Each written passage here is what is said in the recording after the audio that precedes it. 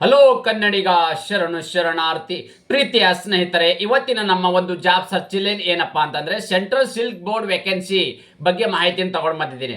ಹಾಗಾದ್ರೆ ಒಟ್ಟು ಹುದ್ದೆಗಳು ಎಷ್ಟಪ್ಪ ಅಂದ್ರೆ 17 ಹುದ್ದೆಗಳ ಅರ್ಜಿಗಳನ್ನು ಆಹ್ವಾನಿಸಲಾಗಿದೆ. ಈ ಒಂದು ಹುದ್ದೆಗಳೆಲ್ಲಪ್ಪ ಅಂದ್ರೆ ಬೆಂಗಳೂರು ಮತ್ತು ಕರ್ನಾಟಕದಲ್ಲಿ ಇರ್ತಕ್ಕಂಥ ಹುದ್ದೆಗಳ ಬಗ್ಗೆ ಮಾಹಿತಿಯನ್ನು ತಗೊಂಡು ಬಂದಿದ್ದೀನಿ. ಹಾಗಾದ್ರೆ ಈ ಒಂದು ಹುದ್ದೆಯನ್ನು ಪಡೆದುಕೊಳ್ಳಬೇಕಾದ್ರೆ ಯಾವೆಲ್ಲ ಒಂದು ಕ್ವಾಲಿಫಿಕೇಶನ್ ಆಗಿರಬೇಕಾಗತ್ತೆ, ವಯೋಮಿತಿ ಏನಿರಬೇಕಾಗತ್ತೆ ಮತ್ತು ಅರ್ಜಿ ಸಲ್ಲಿಕೆ ಆಯ್ಕೆಯಾಗಿರ್ತಕ್ಕಂಥ ಅಭ್ಯರ್ಥಿಗಳಿಗೆ ವೇತನ ಎಷ್ಟು ದೊರೆಯಲಿದೆ, ಓವರಾಲ್ ಆಗಿ ಒಂದು ಫುಲ್ ನೋಟಿಫಿಕೇಶನ್ ಬಗ್ಗೆ ಈ ವಿಡಿಯೋದಲ್ಲಿ ನಿಮಗೆ ಮಾಹಿತಿ ಕೊಡ್ತಾ ಇದ್ದೀನಿ. ಅದರ ಜೊತೆಗೆ ಕೇಂದ್ರ ಸರ್ಕಾರ ಮತ್ತು ರಾಜ್ಯ ಸರ್ಕಾರದ ಹೊಸ ಹೊಸ ಉದ್ಯೋಗ ಮಾಹಿತಿನ ಪ್ರತಿನಿತ್ಯ ಕೊಡಲಿಂದ ನಮ್ಮ ಯೂಟ್ಯೂಬ್ ಚಾನಲ್ನ ಸಬ್ಸ್ಕ್ರೈಬ್ ಜೊತೆಗೆ ಬೆಲ್ ಐಕನ್ ಕ್ಲಿಕ್ ಮಾಡೋದನ್ನ ಮರಿಬೇಡಿ. ಯಾಕಪ್ಪ ಅಂದ್ರೆ ನೋಟಿಫಿಕೇಶನ್ ನಿಮಗೆ ನೇರವಾಗಿ ಬರಲಿದೆ. ಪ್ರೀತಿಯ ಸ್ನೇಹಿತರೆ, ಈಗ ನಾವು ಒಂದು ಫುಲ್ ನೋಟಿಫಿಕೇಶನ್ ಬಗ್ಗೆ ವಿವರವನ್ನು ನೋಡ್ತಾ ಹೋಗೋಣ ಬನ್ನಿ.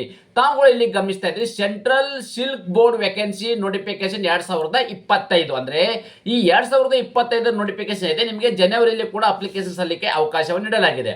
ಹಾಗಾದ್ರೆ ತಾವುಗಳು ಇಲ್ಲಿ ಗಮನಿಸಬಹುದಾಗಿದೆ ಸೆಂಟ್ರಲ್ ಸಿಲ್ಕ್ ಬೋರ್ಡ್ ಇರ್ತಕ್ಕಂಥ CSB ಇರ್ತಕ್ಕಂಥ ಒಂದು ಇಲಾಖೆಯಿಂದ ಅಧಿಸೂಚನೆ ಹೊರಡಿಸಲಾಗಿದೆ. ಅದೇ ರೀತಿ ಯಾವೆಲ್ಲ ಒಂದು ಹುದ್ದೆಗಳು ಕರೆದಿದ್ದಾರಪ್ಪ ಅಂದ್ರೆ ಡೈರೆಕ್ಟರ್ ಮತ್ತು ರಿಲೇಟೆಡ್ ಇರ್ತಕ್ಕಂಥ ಒಂದು ಪೋಸ್ಟ್ಗಳ ಹುದ್ದೆಗಳ ಅರ್ಜಿಗಳನ್ನು ಆಹ್ವಾನಿಸಲಾಗಿದೆ.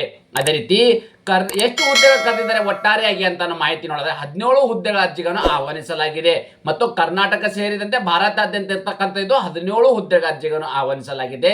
ಅದೇ ರೀತಿ ಆಯ್ಕೆ ಇರ್ತಕ್ಕಂಥ ಅಭ್ಯರ್ಥಿಗಳ ಎಲ್ಲಿ ಒಂದು ಕೆಲಸಕ್ಕೆ ಸೇರಿಸಲಾಗುವುದಪ್ಪ ಅಂತಂದ್ರೆ ಬೆಂಗಳೂರು, ಮೈಸೂರು, ಕೋಲ್ಕತ್ತಾ, ಗುವಾಹಟಿ, ಡೆಲ್ಲಿ, ಬ್ರಹ್ಮಪುರ, ರಾಂಚಿ ಮತ್ತು ಬಿಸ್ವಾಪುರ ಮತ್ತು ಪುಲ್ವಾಮಾ ಈ ತರದ ಒಂದು ಜಿಲ್ಲೆ, ಈ ತರದ ಒಂದು ರಾಜ್ಯಗಳಲ್ಲಿ ಅಂದ್ರೆ ಕರ್ನಾಟಕದಲ್ಲಿ ಬೆಂಗಳೂರು, ಮೈಸೂರು ಹೊರತುಪಡಿಸಿ ಬೇರೆ ರಾಜ್ಯಗಳಲ್ಲಿ ಕೆಲಸವನ್ನ ನಿರ್ವಹಿಸಬೇಕಾಗುತ್ತೆ. ಅದೇ ರೀತಿ ಆಯ್ಕೆ ಇರ್ತಕ್ಕಂಥ ಅಭ್ಯರ್ಥಿಗಳಿಗೆ ಪ್ರತಿ ತಿಂಗಳು ಸಿಗ್ತಕ್ಕಂಥ ವೇತನ ಎಷ್ಟು ಅಂತ ನಾವು ಮಾಹಿತಿ ನೋಡೋದಾದ್ರೆ 56,100 ರೂಪಾಯಿಂದ 2,09,000 ರೂಪಾಯಿವರೆಗೂ ವೇತನ ನೀಡಲಾಗುವುದು. ಅಂದ್ರೆ ಪೋಸ್ಟ್ ವೈಸ್ ಇರ್ತಕ್ಕಂಥ ಒಂದು ಸ್ಯಾಲರಿಯನ್ನು ನೀಡಲಾಗುವುದು. ಅದು ಇನ್ ಡೀಟೇಲ್ಸ್ ಆಗಿ ನಾನು ನಿಮ್ಗೆ ಇಲ್ಲಿ ಮುಂದೆ ಮಾಹಿತಿ ಹೇಳ್ತೀನಿ, ಗಮನಿಸಿ. ಸ್ನೇಹಿತರೆ, ತಾವುಗಳು ಇಲ್ಲಿ ಗಮನಿಸಬಹುದಾಗಿದೆ ಸೆಂಟ್ರಲ್ ಸಿಲ್ಕ್ ಬೋರ್ಡ್ ವೇಕೆನ್ಸಿ ಇರ್ತಕ್ಕಂಥ ಒಂದು ಡೀಟೇಲ್ಸ್ ನಾವು ನೋಡೋದಾದ್ರೆ ಯಾವೆಲ್ಲ ಒಂದು ಹುದ್ದೆಗಳು ಕರೆದಿದ್ದಾರೆ, ಹುದ್ದೆಗೆ ಅನುಗುಣವಾಗಿ ಎಷ್ಟು ಪೋಸ್ಟ್ ಅನ್ನು ಕಲ್ಪನೆ ಮಾಡಿದ್ದಾರೆ ಅಂತ ನಾವು ಮಾಹಿತಿ ನೋಡೋದಾದ್ರೆ ತಾವುಗಳು ಗಮನಿಸ್ತಾ ಇದ್ದೀರಿ ಜಾಯಿಂಟ್ ಸೆಕ್ರೆಟರಿ ಇರ್ತಕ್ಕಂಥವರಿಗೆ 3 ಹುದ್ದೆಗಳು, ಡೆಪ್ಟಿ ಡೈರೆಕ್ಟರ್ ಅಡ್ಮಿನ್ ಮತ್ತು ಅಕೌಂಟ್ಸ್ ಇರ್ತಕ್ಕಂಥ 5 ಹುದ್ದೆಗಳು, ಡೆಪ್ಟಿ ಮತ್ತು ಡೈರೆಕ್ಟರ್ ಮತ್ತು ಸ್ಟಾಟಿಸ್ಟಿಕ್ಸ್ ಇರ್ತಕ್ಕಂಥವರಿಗೆ 1 ಹುದ್ದೆಗಳು, ಅಸಿಸ್ಟೆಂಟ್ ಡೈರೆಕ್ಟರ್ ಇರ್ತಕ್ಕಂಥ ಅಡ್ಮಿನ್ ಅಂಡ್ ಅಕೌಂಟ್ಸ್ ಇರ್ತಕ್ಕಂಥ 6 ಹುದ್ದೆಗಳು, ಅದೇ ರೀತಿ ಅಸಿಸ್ಟೆಂಟ್ ಡೈರೆಕ್ಟರ್ ಮತ್ತು ಸ್ಟಾಟಿಸ್ಟಿಕ್ಸ್ ಇರ್ತಕ್ಕಂಥ 2 ಹುದ್ದೆಗಳ ಅರ್ಜಿಗಳನ್ನು ಆಹ್ವಾನಿಸಲಾಗಿದೆ. ಒಟ್ಟಾರೆಯಾಗಿ ಇಲ್ಲಿ 17 ಹುದ್ದೆಗಳ ಅರ್ಜಿಗಳನ್ನು ಆಹ್ವಾನಿಸಲಾಗಿದೆ. ಅದೇ ರೀತಿ ಈ ಒಂದು ಹುದ್ದೆನ ಪಡೆದುಕೊಳ್ಳಬೇಕಾದ್ರೆ ಯಾವೆಲ್ಲ ಒಂದು ಕ್ವಾಲಿಫಿಕೇಶನ್ ಆಗಿರ್ತಕ್ಕಂಥ ಅಭ್ಯರ್ಥಿಗಳು ಯಾವ ಹುದ್ದೆಗೆ ಅರ್ಜಿಗಳನ್ನು ಸಲ್ಲಿಸಬಹುದು ಅಂತ ನಾವು ಮಾಹಿತಿ ನೋಡೋದಾದ್ರೆ ತಾವುಗಳು ಗಮನಿಸಬಹುದಾಗಿದೆ. ಸ್ನೇಹಿತರೆ, ಏನು central silk board requirement eligible ಕೆಟಗರಿಯ ಇರ್ತಕ್ಕಂಥ ಒಂದು ಡೀಟೇಲ್ಸ್ ಅನ್ನು ನಾವು ಮಾಹಿತಿ ನೋಡೋದಾದ್ರೆ ತಾವುಗಳು ಇಲ್ಲಿ ಗಮನಿಸ್ತಾ ಇದ್ರಿ ಯಾವ ಒಂದು ಹುದ್ದೆಗಳು ಕರೆದಿದ್ದಾರೆ, ಹುದ್ದೆಗೆ ಅನುಗುಣವಾಗಿ ಯಾವ ಒಂದು ಕ್ವಾಲಿಫಿಕೇಶನ್ ಆಗಿರಬೇಕಾಗತ್ತೆ ಅಂತ ಹೇಳಿದ್ರೆ ಮೊದಲನೇದಾಗಿ ನಾವಿಲ್ಲಿ ಜಾಯಿಂಟ್ ಸೆಕ್ರೆಟರಿ ಇರ್ತಕ್ಕಂಥದ್ದು ಆಸ್ ಪರ್ ರೋಮರ್ಸ್ ಅಂದ್ರೆ ಒಂದು ಇಲ್ಲಿ ಡಿಗ್ರಿನ ಪಾಸ್ ಆಗಿರಬೇಕಾಗತ್ತೆ. ಅದ್ರ ಬಗ್ಗೆ ಕೂಡ ನಿಮ್ಗೆ ಇಲ್ಲಿ ಮುಂದೆ ಮಾಹಿತಿ ಕೊಡ್ತೀನಿ. ಇಲ್ಲಿ ತಾವುಗಳು ಗಮನಿಸಬೇಕಾಗಿದೆ ಡೆಪ್ಟಿ ಮತ್ತು ಡೈರೆಕ್ಟರ್ ಇರ್ತಕ್ಕಂಥ ಅಡ್ಮಿನ್ ಮತ್ತು ಅಕೌಂಟ್ಸ್ ಇರ್ತಕ್ಕಂಥದ್ದು ನೀವು ಪದವಿನ ಪಾಸ್ ಆಗಿರಬೇಕಾಗತ್ತೆ.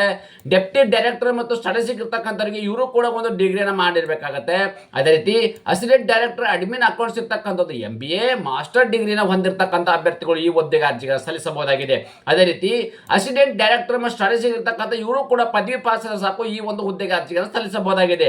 ಸ್ನೇಹಿತರೆ, ಇನ್ನೊಂದು ಮುಖ್ಯವಾಗಿ ಏನಪ್ಪಾ ಅಂದ್ರೆ ಈ ಏಜ್ ಲಿಮಿಟ್ ಅಂದ್ರೆ ಈ ಒಂದು ಹುದ್ದೆನ ಪಡೆದುಕೊಳ್ಳಬೇಕಾದ್ರೆ ಯಾವ ಒಂದು ವಯೋಮಿತಿ ಒಳಗಡೆ ಇರ್ತಕ್ಕಂಥ ಅಭ್ಯರ್ಥಿಗಳು ಈ ಒಂದು ಹುದ್ದೆಗೆ ಅರ್ಜಿಗಳನ್ನು ಸಲ್ಲಿಸಬಹುದು ಅಂತ ಮಾಹಿತಿ ನೋಡಿದ್ರೆ ಮ್ಯಾಕ್ಸಿಮಮ್ ವಯೋಮಿತಿ ಎಷ್ಟು 56 ವರ್ಷ. ನೋಡಿ, ಮ್ಯಾಕ್ಸಿಮಮ್ ವಯೋಮಿತಿ 56 ವರ್ಷದ ಒಳಗಡೆ ಇರ್ತಕ್ಕಂಥ ಅಭ್ಯರ್ಥಿಗಳು ಈ ಒಂದು ಹುದ್ದೆಗೆ ಅರ್ಜಿಗಳನ್ನು ಸಲ್ಲಿಸಬಹುದಾಗಿದೆ.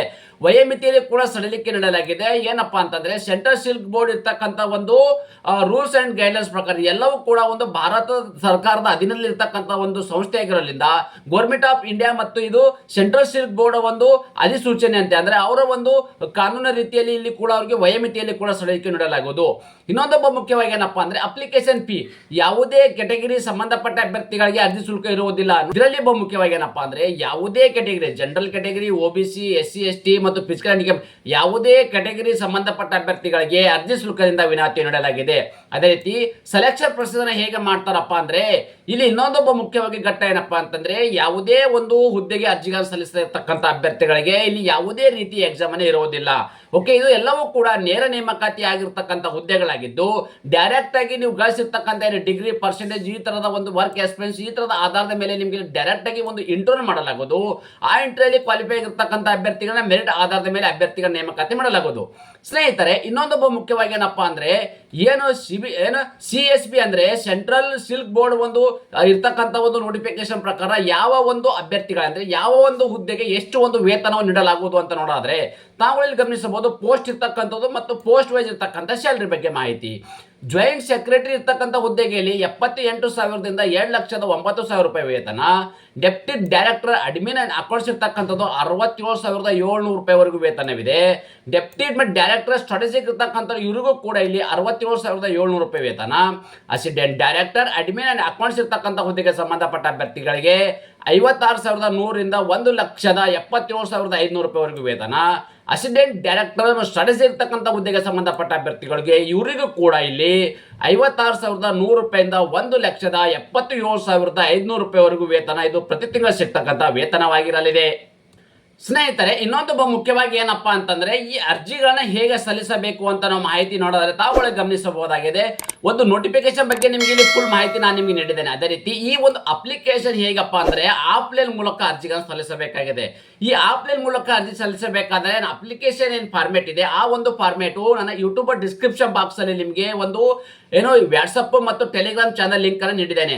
ಅದ್ರ ಮೇಲೆ ನೀವು ಕ್ಲಿಕ್ ಮಾಡೋ ಮೂಲಕ ಇಲ್ಲಿ ಅಪ್ಲಿಕೇಶನ್ ಅನ್ನು ಓಪನ್ ಆಗುತ್ತೆ. ಅಂದ್ರೆ ನೀವು ನಮ್ಮ ಟೆಲಿಗ್ರಾಮ್ಗೆ ಜಾಯ್ನ್ ಆಗಿ ಅಲ್ಲಿ ಒಂದು ಅಪ್ಲಿಕೇಶನ್ ಫಾರ್ಮೆಟ್ ಅನ್ನು ಕೊಟ್ಟಿರುತ್ತೇನೆ. ಆ ಒಂದು ಅಪ್ಲಿಕೇಶನ್ ಫಾರ್ಮೆಟ್ ಅನ್ನ ನೀವು ಡೌನ್ಲೋಡ್ ಮಾಡಿಕೊಂಡು ಸರಿಯಾದ ರೀತಿಯಲ್ಲಿ ಫಿಲ್ ಮಾಡಿ ಈ ಒಂದು ಅಡ್ರೆಸ್ಗೆ ತಮ್ಮ ಅರ್ಜಿಗಳನ್ನು ಕಳಿಸ್ಕೊಡ್ಬೇಕಾಗುತ್ತೆ. ನೋಡಿ, ಈ ಒಂದು ಅಡ್ರೆಸ್ ನೋಟ್ ಮಾಡ್ಕೊಳ್ಳಿ.